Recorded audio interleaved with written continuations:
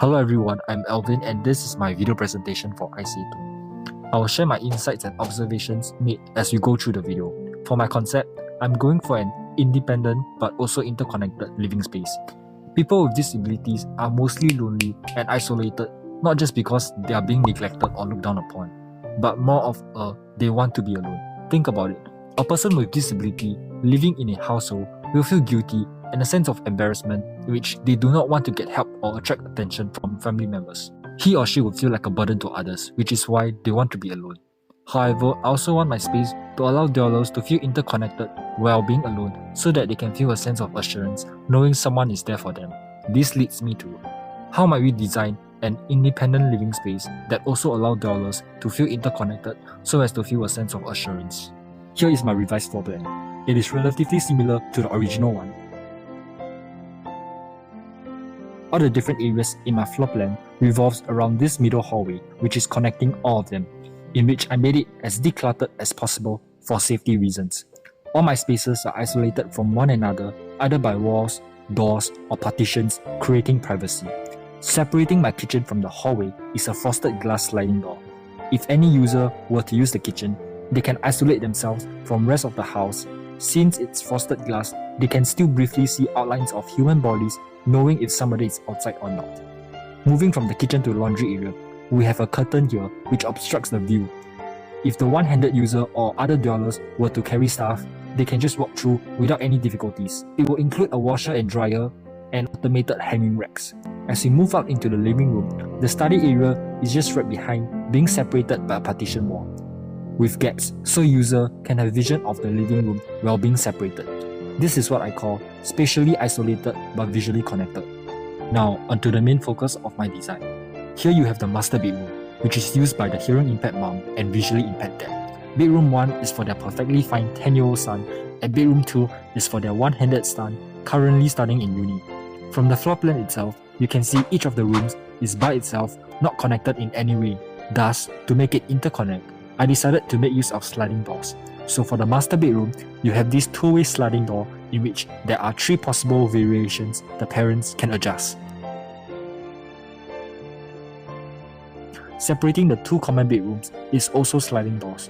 When the family want to connect with each other, they can conveniently open up the space. This sliding door here will be used as the entrance to this bedroom, and furthermore, you can adjust and slide it all the way to the living or study area during the morning or afternoon to better isolate the space, creating more privacy. What is special about my sliding doors is that I make use of the ceiling as the sliding rail instead of the floor, which makes it safer for the dwellers having a smooth flooring with no obstructions. Rather than using glass or sliding doors, I make it such that my sliding door does not completely obstruct the view of the living space by leaving a gap of 100 mm at the bottom. Sounds can easier pass through from room to room, and user can easily notice if someone is outside or walking, through the shadows being cast or movement of feet. Once again, spatially isolated but visually connected. Moving on to my product for ICA. It is a cutting board used for food preparation in the kitchen.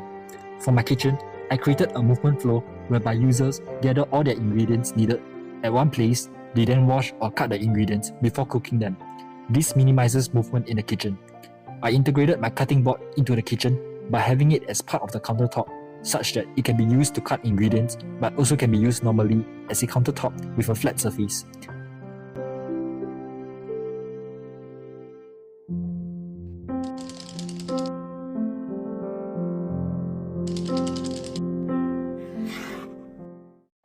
Thus, my keywords are multifunctional and the action of user pushing the body against something.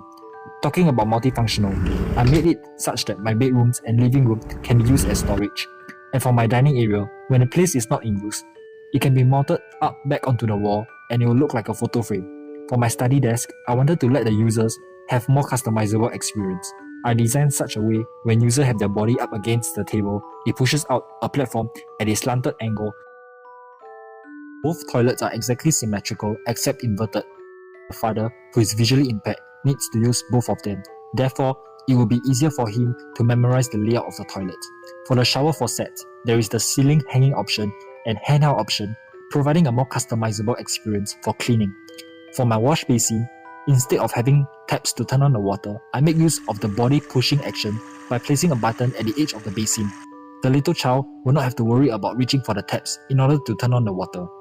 For the flooring, in order to assist the visually impaired better sense his position, I made use of the same material but of different sizes. This helps maintain the concept of being interconnected rather than having different material flooring.